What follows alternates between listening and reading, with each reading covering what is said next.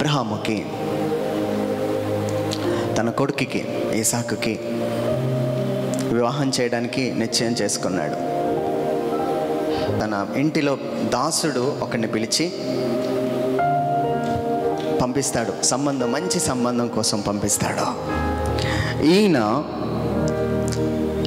Eliezer, ఆ వ్యక్తి పేరు ఎలియాజర్ వెళ్తాడు. వెళ్ళి ఒక స్త్రీని, రెబకాని కనుగొంటాడు. ఈ రెబకా నా వైపు చూడాలి. ఎలియాజర్ చెప్పిన మాటలన్నీ విని ఒకే ఒక్క ప్రశ్న. ఆ ప్రశ్న ఏంటో తెలుసా? వాళ్ళ మమ్మీ ఈ రెబకా దగ్గరికి వెళ్ళింది. ఈమె రెబకా అనుకోండి. వాళ్ళ మమ్మీ డాడీ రెబకా దగ్గరికి వెళ్ళి, అమ్మా, ఆయనతో పాటు వెళ్ళడానికి నీకు సమ్మతమేనా, నీకు ఇష్టమేనా ఆయనతో పాటు వెళ్ళడానికి? అప్పుడు ఆమె ఏమంటుందో తెలుసా? నేను ఈ స్థలాన్ని విడిచి నా యజమానుడి దగ్గరికి వెళ్ళడానికి నేను సిద్ధమై ఉన్నాను అని చెప్పిన వెంటనే ఆమె ఒంటి మీద ఎక్కి ఇంకప్పటి నుంచి ఎదురు చూస్తూనే ఉందండి, నా యజమానుడిని నేను ఎప్పుడు చూస్తానని. వధువు సంఘం ఏమవ్వాలో తెలుసా? నీకున్న అలవాట్లన్నీ వదిలిపెట్టి ఆ వరుడు కోసం ఎదురు చూస్తే ఆ వరుడు నిన్ను గుడారంలోకి తీసుకొని వెళ్తాడు. Praise the lord. రెబకా, నువ్వు అన్నీ వదిలిపెట్టడానికి సిద్ధంగా ఉన్నావా? ఆ యజమానుడి కోసం నేను వెళ్ళిపోతానని ఆమె ఒప్పించబడింది. ఒప్పించబడిన తర్వాత ఆ ఒంటిని ఎక్కిన తర్వాత ఎదురు చూస్తుంది. దూరం నుంచి ఒక వ్యక్తి ఎలాగ నడుచుకొని ఈమెకి ఎదురు పడుతున్నాడు. అప్పుడు ఈమె అడుగుతుంది ఎలియాజర్ని, అయ్యా, ఎవరో నాకు ఎదురు పడుతున్న వ్యక్తి? ఆయనే నీ యజమానుడు. ఆమె ఎదురు చూసి ఆ ఇసాకును చూడగానే చాలా హృదయంలో ఆనందించి, నేను కలిసి ఉండబోతున్న నా యజమానుడు ఇతడే అని చెప్పి తను ముసుగు వేసుకొని ఆయనకు ఎదురుపడిందండి. అప్పుడు ఇసాకు ఏం చేస్తాడో తెలుసా? ఆమెను పట్టుకొని తన గుడారంలోనికి తీసుకువెళ్తాడు. అది ఎదురు చూడడం అంటే. నీకున్న ఆశలు, అలవాట్లు, లోకం అంతా వదిలిపెట్టి, ప్రభువా, నీకోసం నేను ఎదురు చూస్తున్నానయ్యా, నీ గుడారంలోకి నన్ను తీసుకుపో ప్రభువా. అక్కడ ఆ గుడారంలో ఇసాకు, రెబకా, అంటే ఈ రెబకా సంగమై ఉన్నది, ఇసాకు యేసు ప్రభుకి పోలికై అన్నాడు. అంటే అర్థమేంటో తెలుసా? ఆ గుడారంలో యేసు ప్రభు సంఘము కలిసి ఉండబోతుంది. గట్టిగా చప్పట్లు కొడుతూ వేసాను, గట్టిగా కొడదాం. జీవమే జీవమే,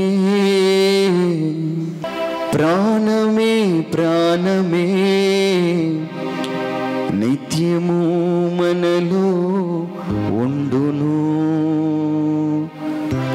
భూపునాది మునుపే ఈ లోక సృష్టి ముందే ఆనందధ్వనులు చేసి పాడిరి దేవుని కుమారులు. నూతన ఆకాశము, నూతన లోకము, నూతన యెరూషలేము వచ్చును. ఆ దేవుడే మనకు గుడారమై ఉండును.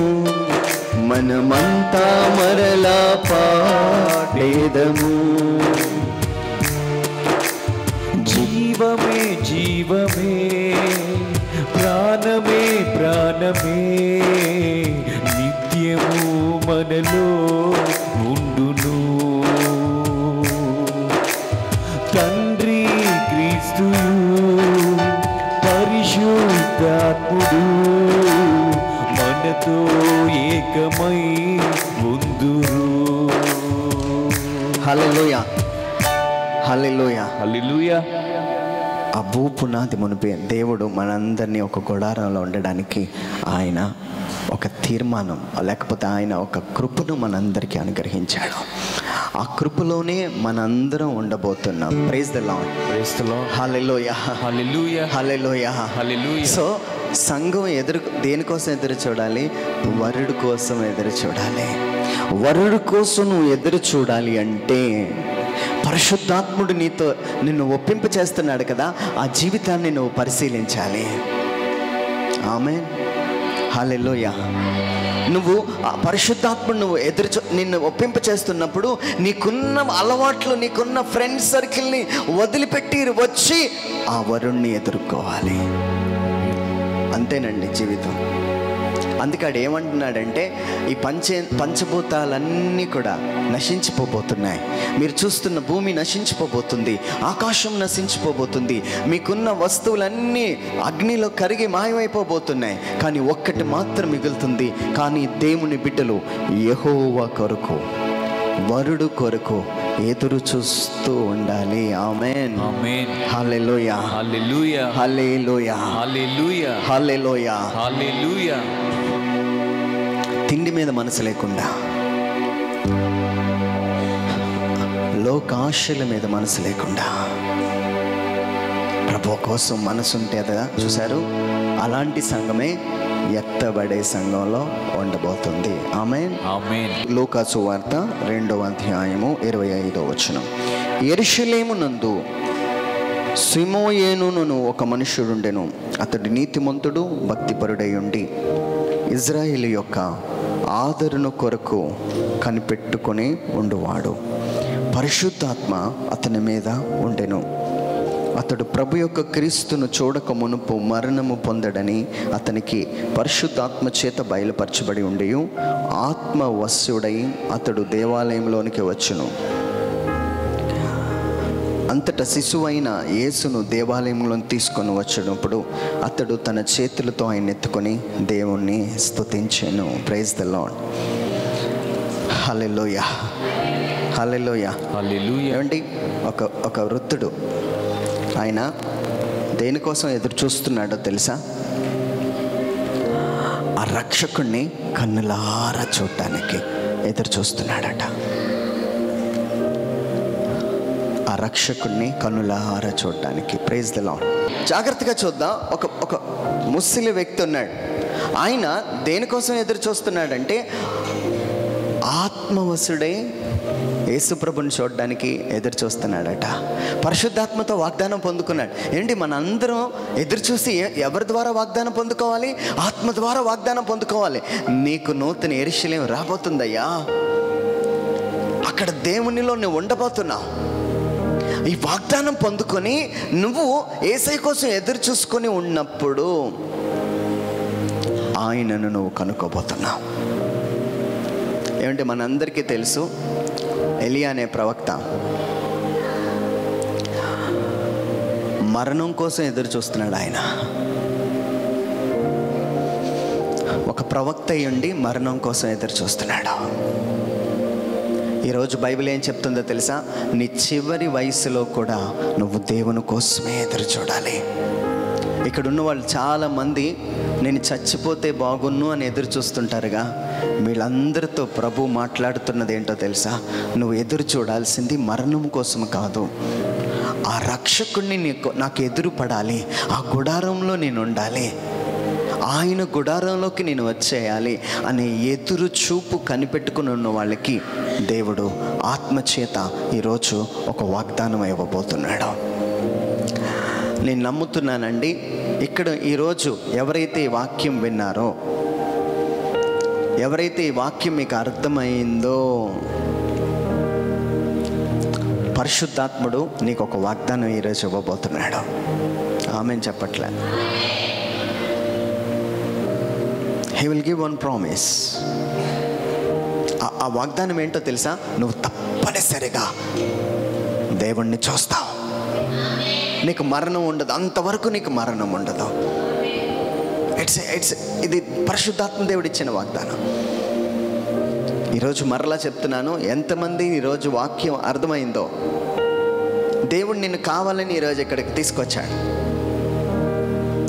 ఈ లోకమంతా వ్యభిచారం కోసం కనిపెట్టుకుంటుంది. అబ్బాయ్, నువ్వు మాత్రం ఆ ఆశల కోసం, నీ శరీరంలో ఉన్న కోరికలు తీసుకోవడానికి ఎవరింటి తలుపు నువ్వు తట్టడానికి వీల్లేదు. నీ ఫ్రెండ్కి ఫోన్ చేసి ఫోన్ ద్వారా మనం బయటికి వెళ్దాం తాగుదామని తట్టడానికి వీల్లేదు. నువ్వే ప్రేరేపించి ఇతరులను తాగడానికి, ప్రేరేపించడానికి ఎవరి తలుపు తట్టడానికి వీల్లేదు. ఏ స్త్రీ ఇంటికి, ఏ పురుషుడింటికి అర్ధరాత్రి వేళ వెళ్ళి వాళ్ళు తలుపు తట్టడానికి వీల్లేదు. నువ్వేం చేయాలో తెలుసా? నీ ఉన్న రూమ్లో నీ తలుపులు గడి పెట్టుకొని నీ దేవుడి కోసం ఎదురు చూడాలి. ఈ శరీరాన్ని కాపాడుకోవాలి, ఈ ఆత్మను కాపాడుకోవాలి. ఆమేన్, ఆమేన్. హల్లెలూయా, హల్లెలూయా. రెండవది, మీ యవ్వన బిడ్డలకి చెప్పండి మీరు. యాకోబు వివాహ విషయంలో తనకు నచ్చిన అమ్మాయిని చేసుకోవడానికి 10 సంవత్సరాలు సమయాన్ని వృధా చేశాడు. తమని యవ్వన బలం అంతా కూడా ఒక స్త్రీ దగ్గర పెట్టాడు. నువ్వు అట్లా మారడానికి వీల్లేదు. నీ యవ్వన బిడ్డలకి టీచ్ చేయండి. అమ్మో, నా దేవుడి కోసం నేను సిద్ధపాటు కలిగి నాకున్న అలవాట్లు, నాకున్న స్థితిని నేను లేచి రావాలి అనే కనిపెట్టుకున్న ఆత్మీయత వారికి నేర్పించండి. ఆమేన్, ఆమేన్. మూడవది తిండి. ఈ తిండి విషయంలో కూడా మన క్రైస్తవులు పడిపోవడానికి వీల్లేదు. ఎక్కువ మాంసం తినాలి, ఎక్కువ తిండిలోకి వెళ్ళిపోవాలి, ఆ కోరికలన్నీ వదిలిపెట్టి దేవుని కోసం బ్రతకడానికి, ఆయన కోసం కనిపెట్టుకుంటూ ఒక నూతన యెరూషలేములోకి మనందరినీ తీసుకువెళ్ళాలని, ఇటు చూడాలి, నా వైపు చూడాలి. ఈ వాక్యం చెప్పి నేను ముగిస్తాను. మనందరినీ దేవుడు ఎవరైతే తన స్థలాన్ని విడిచిపెట్టి వస్తారో వారిని ఎదుర్కోవడానికి దేవుడు రాబోతున్నాడు. ఆమేన్. క్రైస్తవులందరినీ కాదండి. అమ్మో, నేను క్రైస్తవుని, నాకు బ్యాప్టిజం ఉంది, ఫ్యామిలీ కార్డు ఉంది, కుదరదు. నీకున్న స్థలము, అలవాట్లు, ఫ్రెండ్ సర్కిల్ని వదిలిపెట్టిన వాళ్ళకి దేవుడు ఎదురుపడతాడు. వాళ్ళు మాత్రమే నూతన యెరూషలేములో తన గుడారంలో ఉండబోతున్నారు. ఆమేన్, ఆమేన్. కాబట్టి అన్యుల వలె, దేవుని ఎరగిన వారి వలె, లోకస్తుల వలె ఉండక దేవుని ఎరిగిన జనుల వలె ఆత్మజ్ఞానము కలిగి ఉండాలని ప్రభు పేరిట మనవి చేస్తున్నాను. ఆమేన్, హల్లెలూయా. కళ్ళు మూసుకుందాం, చిన్న ప్రార్థన చేసుకుందాం. Thank you Jesus, thank you Holy Spirit. ధన్యమైనది యేసు నామం, స్తుతికి యోగ్యము యేసు నామం. ధన్యమైనది యేసు నామం, స్తుతికి యోగ్యము యేసు నామం. ప్రతి నాలుక పాడును యేసు పరిశుద్ధుడు. ప్రతి నాలుక పాడును యేసు పరిశుద్ధుడు. అందరూ 2 చేతులు పైకి లేపి యేసు పరిశుద్ధుడు, యేసు పరిశుద్ధుడు, యేసు పరిశుద్ధుడు, నా యేసు పరిశుద్ధుడు. అందరూ స్వరమెత్తి పాడాలి. యేసు పరిశుద్ధుడు, నా యేసు పరిశుద్ధుడు, యేసు పరిశుద్ధుడు, నా యేసు పరిశుద్ధుడు. హల్లెలూయా, ఆమేన్, హల్లెలూయా, ఆమేన్, హల్లెలూయా, ఆమేన్, హల్లెలూయా, ఆమేన్. ఈ సమయంలో ఎవరైతే మీకున్న అలవాట్లు అన్నిటినీ వదిలిపెట్టడానికి ఇష్టపడ్డారు. పరిశుద్ధాత్మతో పాటు మీ ప్రయాణాన్ని కొనసాగించడానికి సిద్ధమయ్యారు. వారు చెప్పండి, నిర్దోషమైన గొర్రెపిల్ల నా దోషములన్నీ తుడిచివేయను. చర్చిలో ఉన్న వాళ్ళందరూ కళ్ళు మూసుకొని, నిర్దోషమైన గొర్రెపిల్ల నా దోషములు తుడిచివేయును. నిర్దోషమైన గొర్రెపిల్ల నా దోషములను తుడిచివేసి ప్రతి నాలుగా పాడును యేసు పరిశుద్ధుడని. ప్రతి నాలుగా పాడును యేసు పరిశుద్ధుడని.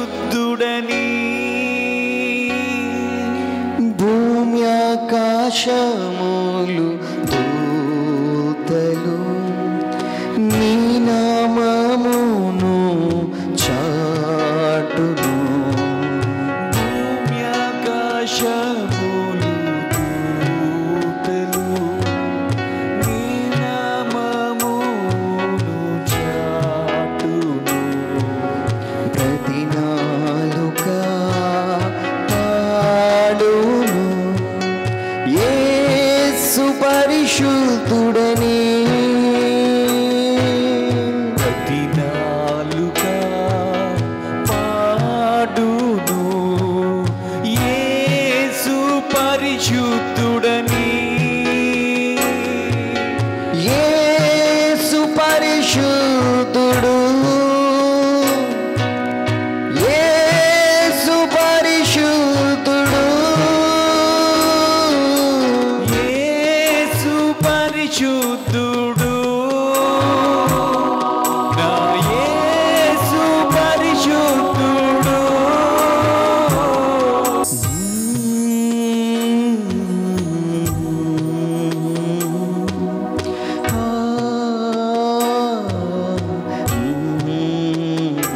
నా ఆశల్లో ఒకటే, మనందరం యేసయ్యని చేరుకోవాలి. ప్రభు నిన్ను ఎదుర్కోవాలని ఆశపడుతున్నాను. ప్రభు నా లోకాశలన్నీ నా నుంచి తీసే ప్రభు, ఈ లోకాశలన్నీ నా నుంచి తీసే ప్రభు.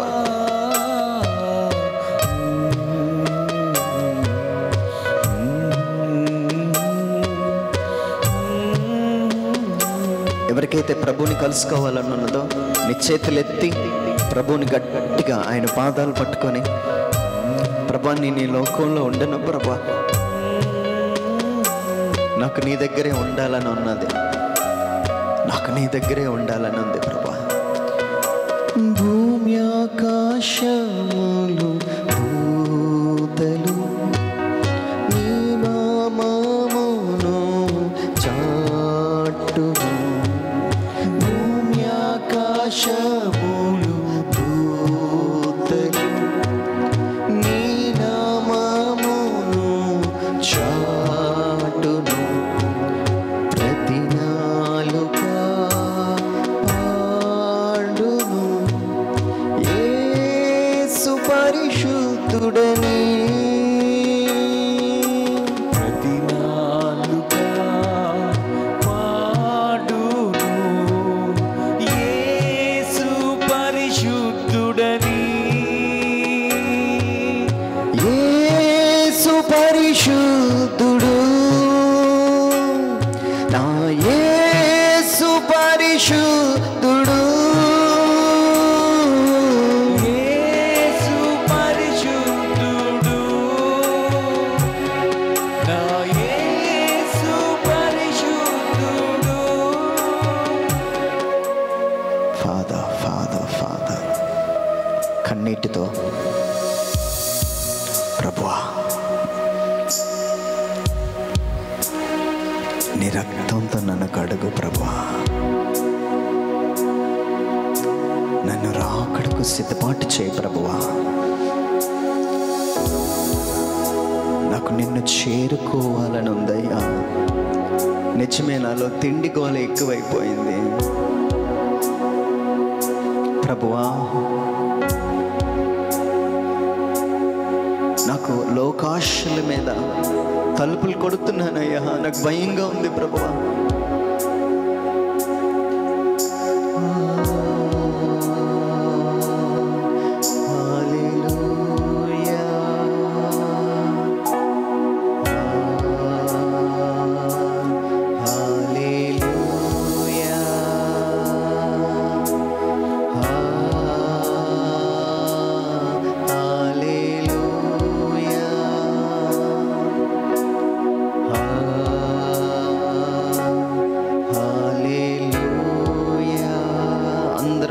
చిన్న స్వరంతో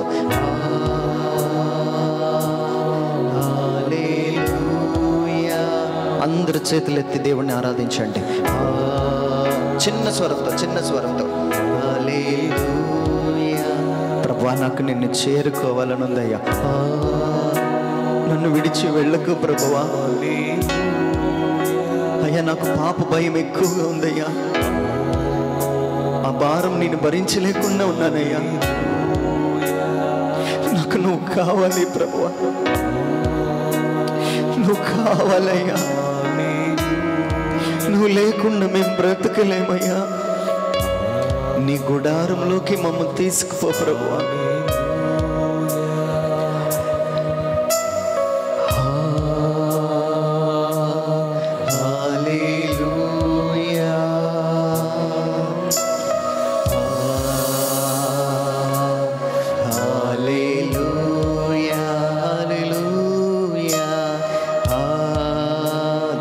Jesus, touch your people. ఒక్కొక్కరిని తాకండి ప్రభా, ఒక్కొక్కరిని తాకండి. యా హల్లెలూయా. యేసు పరిశుద్ధుడు, యేసు పరిశుద్ధుడు. ఆయనే పరిశుద్ధుడు, ఆయనే పరిశుద్ధుడు. యేసు పరిశుద్ధుడు, యేసు పరిశుద్ధుడు, యేసు పరిశుద్ధుడు. ఓ ఫాదర్, ఫాదర్, ఫాదర్. చివరిగా అందరి చేతుల పైకి లేపి నీ శిరస్సును వంచండి.